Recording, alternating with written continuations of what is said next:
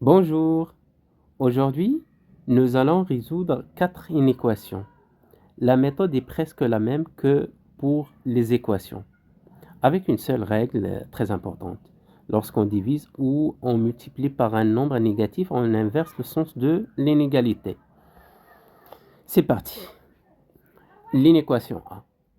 3x plus 4 inférieur à 19. On enlève 4 des deux côtés. On aura 3x inférieur à 19 moins 4. 19 moins 4, normalement, c'est 15. Puis, on divise par 3. On divise par un positif, on garde le même sens du symbole. Donc, on aura x inférieur à 15 sur 3, qui est égal à 5. Sur l'axe gradué, on dessine qu'est-ce qu'on va faire? On dessine, bien sûr, la inférieure strictement, c'est-à-dire là, l'intervalle doit être ouvert. Donc, on met un point sur 5, normalement, 5, là,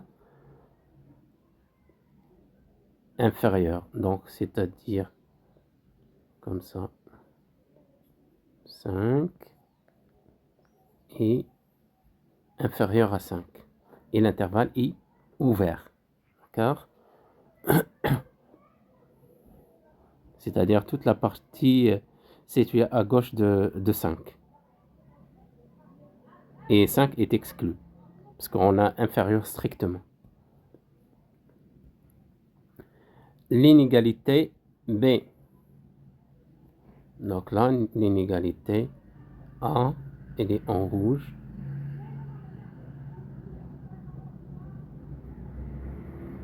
L'inégalité B, on va la faire en jaune, par exemple.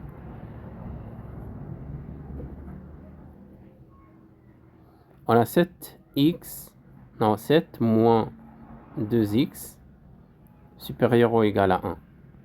Là, qu'est-ce qu'on va faire? On enlève 7 des deux côtés.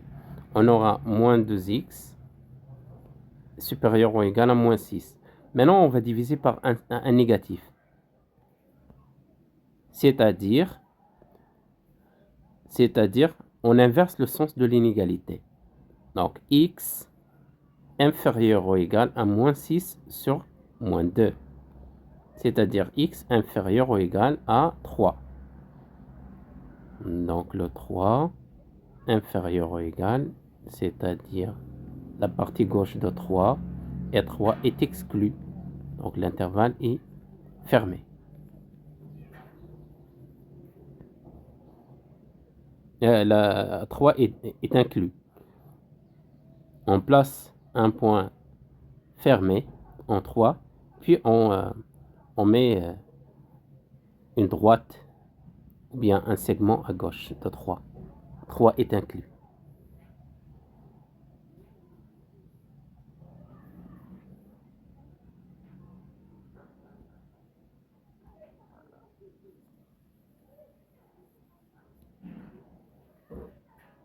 Voilà. Maintenant, on passe à l'équation C.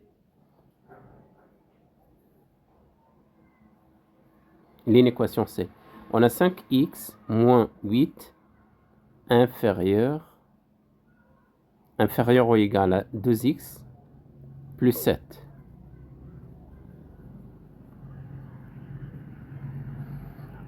On regroupe les inconnus.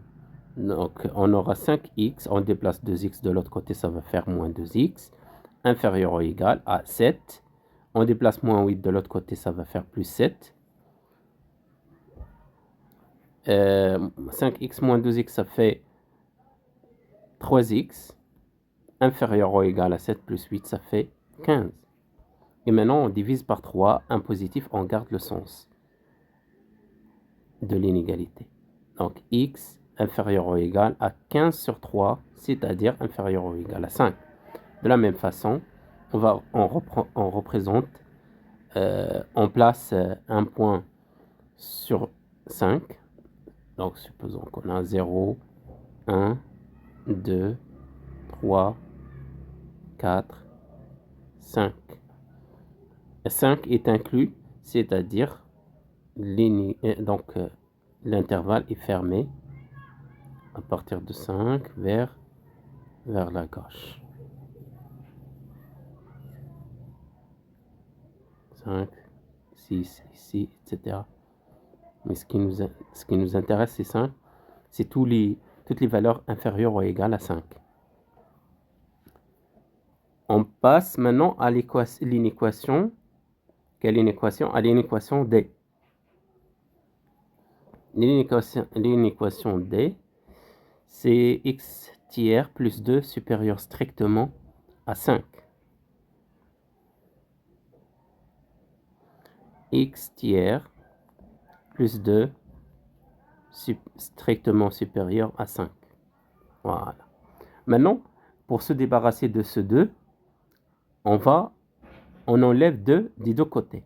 Donc, on aura x tiers supérieur à 5 moins 2. Donc, 2 moins 2, ça fait 0. Donc, il ne reste que x tiers.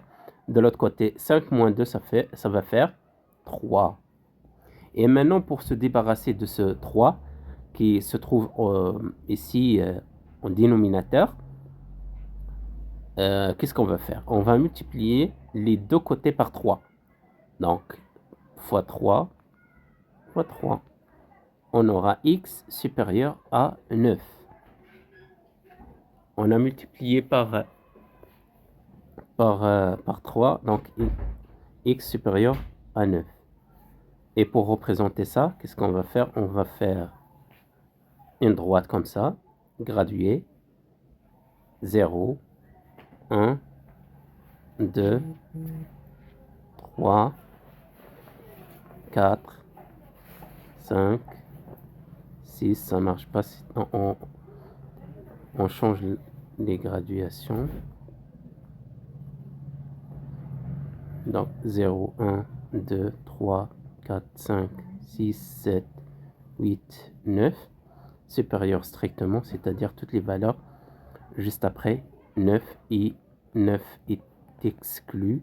Donc l'intervalle est ouvert.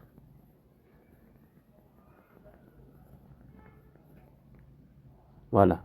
Ce qui nous intéresse, c'est toutes les valeurs juste après le 9. Alors, retenez cette règle essentielle lorsqu'on multiplie ou